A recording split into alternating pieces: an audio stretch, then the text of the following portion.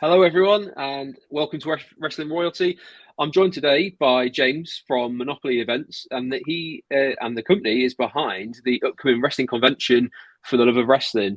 So I've invited James on today to give us a little bit of a brief introduction and answer a couple of questions on what to expect for those that are going and for those that are considering going and things like that. So the event is actually due to take place next weekend, which is April 29th and 30th in the BEC Arena over in Manchester. And it's got a whole raft of wrestlers that are going to be there, both past and present. So, James, I'll start off just asking you an easy one. Are you excited for the event? It's been a long time coming. How excited are you? Oh, we're major excited for this. I mean, the lineup speaks for itself.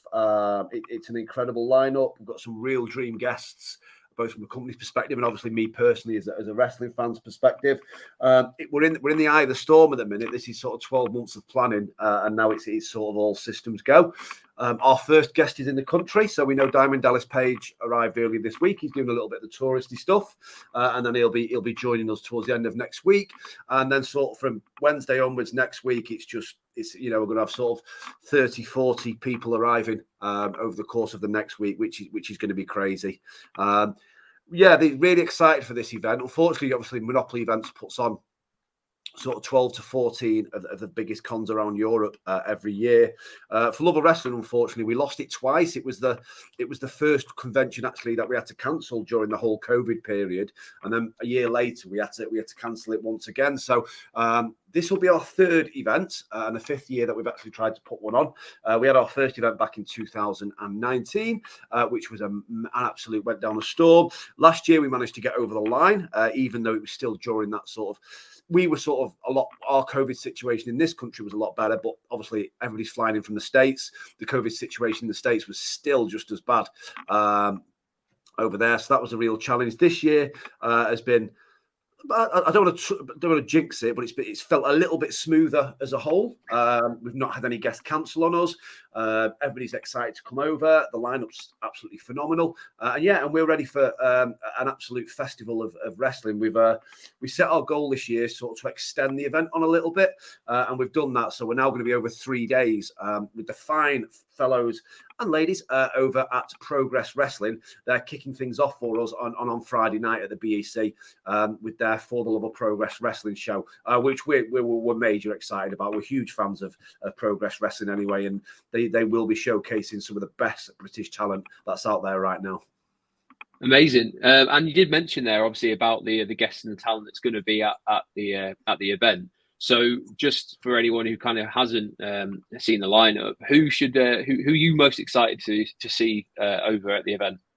Well, you know what, I'm very, very sort of guiltily, very honestly, a big old school wrestling fan. So the guys that are really, really standing out for me are sort of Demolition, who I've met before, and they're amazing guys. Also looking forward to meeting Paul Roma. We've got the Money Inc. reunion, so Ted and IRS are coming over. Now, we had Ted the first year, when IRS couldn't make it. We had IRS last year, but unfortunately Ted couldn't make it. But this year they're both coming. So it's taken us 3 events, but we finally got the Money Inc. guys back together. And also the Warlord and the Barbarian. So we're very, very excited. This is the first ever time that the Powers of Pain have appeared together as a tag team in the UK, which is crazy considering like how big they were in the 80s. But yeah, the dates and the numbers and the names have never quite worked. But yeah, we've managed to get the Powers of Pain to do their first ever UK appearance together. So yeah, that for me is, as an old school fan. But again, you're just looking along the list of names and it's incredible. I mean, we've got, Goldberg, one of the biggest names ever to step foot in the ring.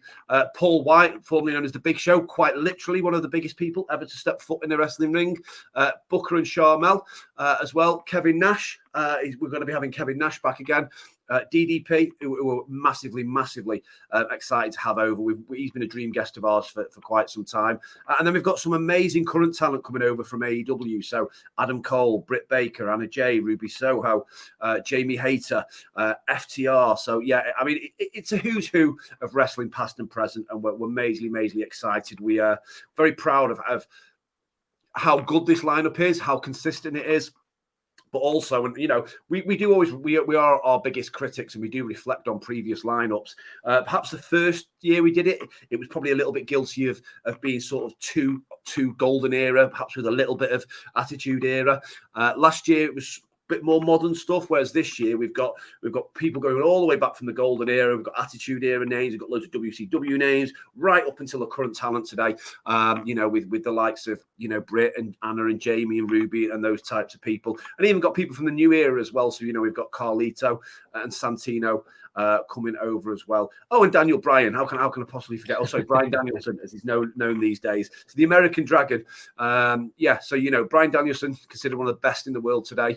FTR recently voted the best tag team in the world as things stand today.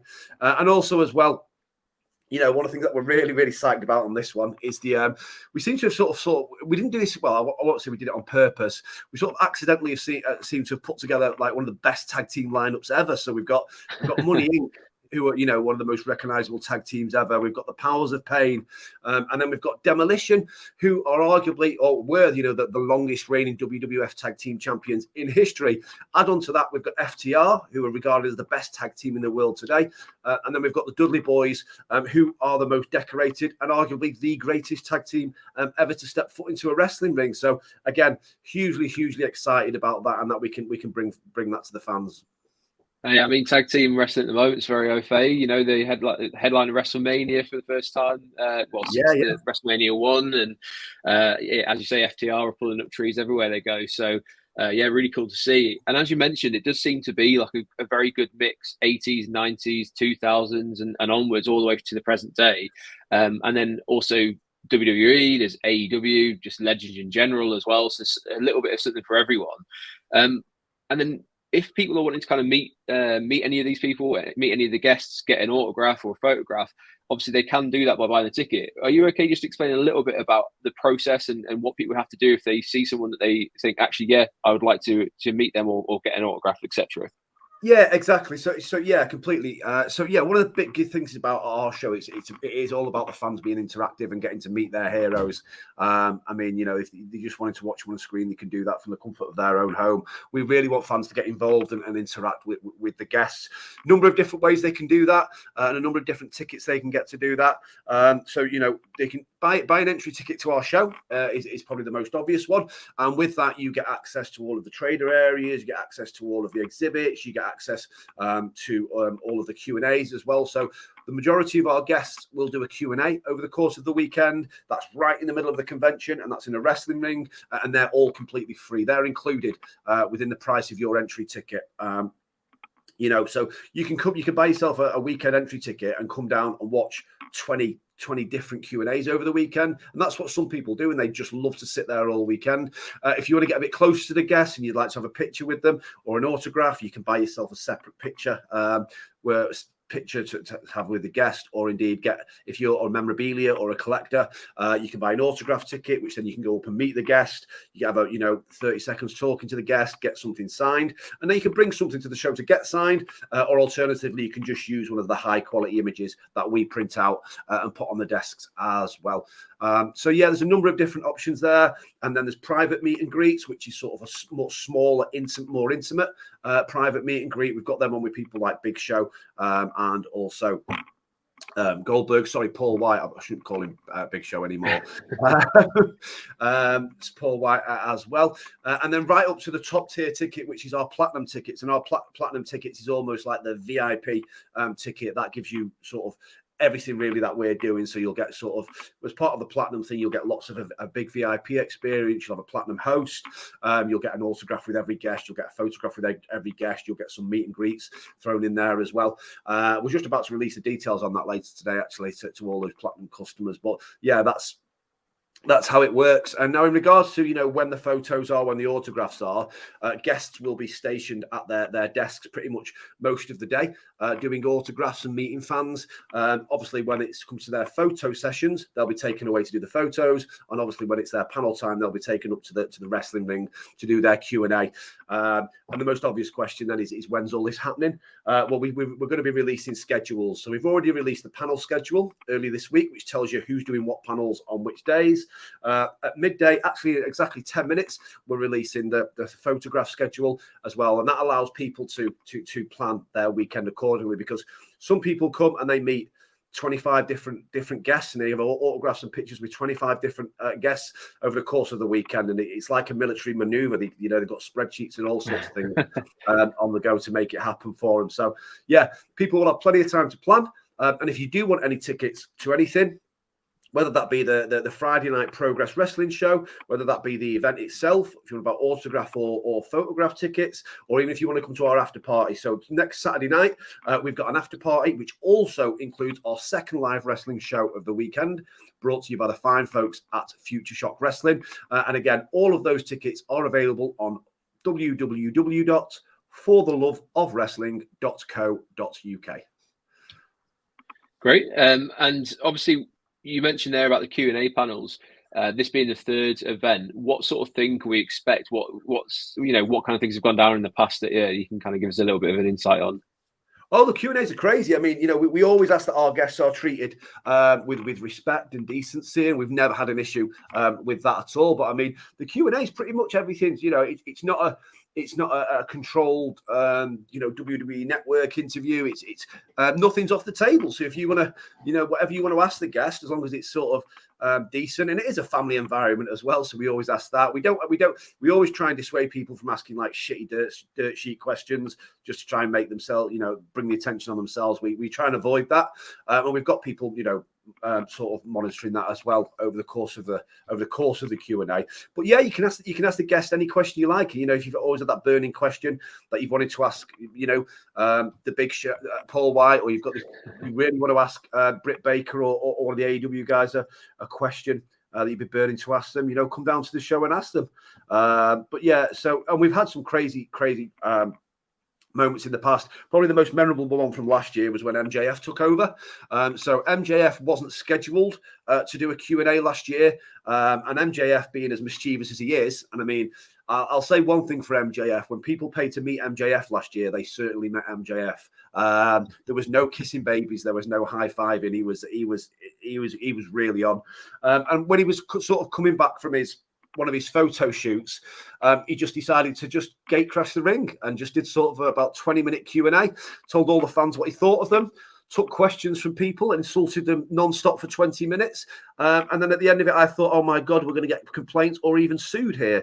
And then when we got some feedback, people said that 20 minutes of MJF was one of the best 20 minutes he's ever experienced at any wrestling event ever. He was totally on. I'm so glad that the people in attendance took it in the intent that it was meant, as in, he's a massive arsehole. But, so that's the way that is. But no, so we have some crazy events like that. You never can tell what's going to happen with the Q&As. And I mean this honestly, because we've been asked this before. We do not script the Q&As at all. We've got some amazing hosts with Chris Brooker and SoCal Val, who many of you know from even our events or a career in places like Impact Wrestling. We don't script them. We like them to be free flowing. We like the fans to be involved as much, and it should really, really feel like the fans' Q&A, not Love of Wrestling's Q&A. We're just there to facilitate it. Yeah, sounds amazing. And you mentioned there about Future Shock Wrestling being at the after party show. What else is going down at the after show party? It's a good question. It's just something we're in the middle of finalising right now, actually. I mean, there's going to be a fully stocked bar there. There's going to be over, a good few hours of live wrestling, and we're just working out what else we can do there to make it fun as well. So watch this space on that one. No, and probably it's somewhat apropos at the moment. I believe I'm right in thinking that there's actually next door, there's another convention that people can get access to as well. I'm not going to put you on the spot and ask you too much about it, but is it Love of MMA is going on at the same time? Yeah, so last year we did we did like two conventions separately, so for the love of MMA and also for the love of wrestling. This year we decided to just we have the space. Obviously the Monopoly events own the arena where this is being hosted at the BEC. So we just the decision was made. Well, why don't we try and host them simultaneously? There's a few good reasons for that. The first one is there's a big crossover in the fan base, so a lot of people who like wrestling like MMA. So that makes sure that. Secondly, that you get the option of some crossover guests. So, for instance, this year, we've got Rampage Jackson, who is a film star in his own right, an ex-MMA star, and he's also appeared in wrestling, is in Impact Wrestling as well. So he's a guest that sort of ticks both boxes, so that works. But also, we were conscious of the fact that we're in a cost of living crisis. And if we do those two events separately, it means 2 weekends, possibly 2 holidays from work, 2 hotels, two cars fulls of petrol. So we sort of decided, well, let's try and do it together and see if we can actually run 2 conventions simultaneously next door to each other. We've never tried it. So this seems like a good opportunity with the crossover in fan base to give it a whirl. We never shy away from doing what people say can't be done. That's pretty much one of the mottos for the business. Let's try and do what nobody else tries to do, and that's why this seems to be working so well. The feedback from the fans has been phenomenal, and again, we're really looking forward to the MMA element next week as well. Great. I mean, it's amazing to hear a company kind of taking that into consideration about a cost of living crisis and trying to put something on for the fans as well, which obviously comes across very well there. So for you personally, obviously you've got the WrestleMania flag in the background and the hat on and everything. So just very quickly, who's your favourite wrestler and who's your favourite match, all that kind of good stuff? Oh, my favourite I'm old school. I do have to say, for me, Bret Hart is still the measuring stick. I think he always will be. And again, another reason why I'm really looking forward to meeting Demolition again next week. For me, I think sort of the best pay-per-view for me ever is SummerSlam 90. And I was just talking to somebody else about this yesterday, but if you want to watch a pay-per-view or certainly a tag match, tag matches are very much on our radar at the minute with all these awesome teams coming over. But that 2 out of 3 falls match, Demolition versus Heart Foundation at SummerSlam 90, with the introduction of Legion of Doom, and just like the skullduggery of Demolition, just the absolute clinic that the Heart Foundation put on, and of course the smash mouth style of Legion of Doom as well. And also, storytelling is few and far between in tag team wrestling. It's an absolute masterclass in storytelling as well. So it just ticks so many boxes, and it's I still think it's a piece of art, that particular match. That for me is about as good as wrestling ever gets. And currently, what sort of things are you enjoying? I mean, there's a lot of different promotions to get your teeth into at the moment, but what storyline are you most invested in right now? Do you know, I think for me at the moment, and I know I still love a good WWE pay-per-view. I still watch the WWE pay-per-views. I mean, we had our one of our biggest conventions of the year a couple of weeks ago, which was Comic-Con Liverpool, and we had 50, 60 of Hollywood's biggest and brightest stars over at that one. But we still made time on the Sunday night to just sit down, and some of us just chilled out in the bar late on Sunday night and sat there and watched WrestleMania till 4 o'clock in the morning. So I still love a big WWE pay-per-view. I don't think you can be beat. But on a weekly basis, I find the WWE television a little bit overfacing. I don't have 3 hours to watch Raw and 2 hours to watch SmackDown and then another 2 hours to watch NXT and all this other stuff. I just don't have that many hours. Whereas AEW, I can quite easily just sit down and watch 2 hours of AEW Dynamite a week, and that's all that's asked of me. So I found myself on a weekly basis watching a lot more AEW, and I really like it, really enjoy it. There's so much talent in there. Chris Jericho is doing some of his best stuff ever. CM Punk, when he's not alienated the entire company, is great to watch in there as well. And you look some of the newer guys. I mean, the more I watch the Young Bucks, the more I sort of turn into the fact, well, actually, the Young Bucks are never going to be the brain busters. They're never going to be putting on sort of 50-minute Broadways with sort of loads of chin rest holds and all that side of stuff. And I sort of came down to the fact that actually, every now and again, if you just sit there and watch a Young Bucks match, as long as you're sort of comfortable with the fact that what you're going to get, which is lots of spots, very little storytelling, then they're actually quite enjoyable. But people in there as well that I really like. In Christian, obviously fabulous. Chris Jericho, as I've already mentioned, and MJF. I mean, MJF can't really put a foot wrong at the minute, can he? Absolutely. But yeah, great to talk to you, and I really do appreciate you taking the time out to speak to us at what must be one of the busiest times of the build up there. So if you didn't get it before, the website for you to go to is www.fortheloveofwrestling.co.uk. Have a look there. There's a lot of FAQs, so you can kind of have a scroll through. If there's anything that doesn't make too much sense, have a look there. Get yourself a ticket. Get across to Manchester next weekend. It sounds like it's going to be a great event. Just to wrap up, James, one last sentence as to why people should get themselves to the convention. Yeah, and again, just to add on to that, if you can't find what you need, just message the Facebook page. I mean, we've got Insta, we've got Twitter, we've got Facebook. You'll know the Facebook page. It's For the Love of Wrestling. It's got nearly 100,000 followers. You'll come across it very quickly. But yeah, so if you can't find what you're looking, message the page, and one of us will come back to you. Why should people come next week? Because you will not find anywhere else in Europe a 3-day extravaganza of wrestling where there'll be 5,000 people.